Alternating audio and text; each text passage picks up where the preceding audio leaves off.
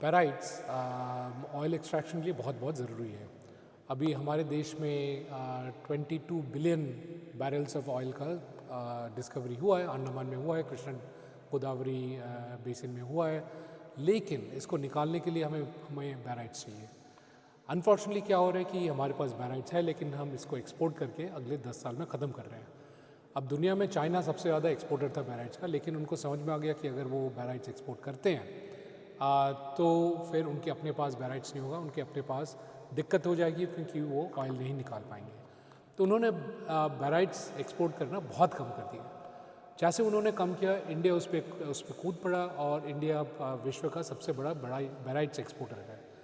और जिनके पास बैराइट्स हैं वो खुद अपना बैराइट्स यूज़ नहीं कर रहे हैं, जैसे अमेरिका, वो इंडिया से बैराइट्स लेके अपना तेल का ड्रिलिंग कर रहे हैं।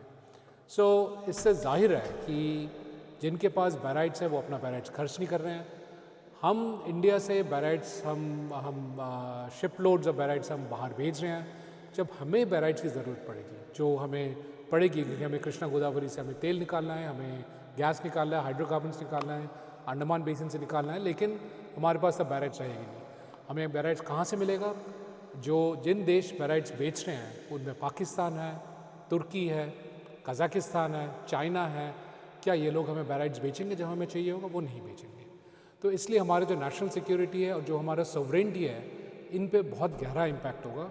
इस कारणवश हमने इस रिपोर्ट में ये निकाला है कि देखिए सरकार के लिए कि ये बैराइट्स पे कुछ करना चाहिए, इस पे रोक डालना चाहिए और इस प्रकार से रोक डालनी चाहिए कि इस पे लोगों पे कोई इम्पैक्ट ना हो।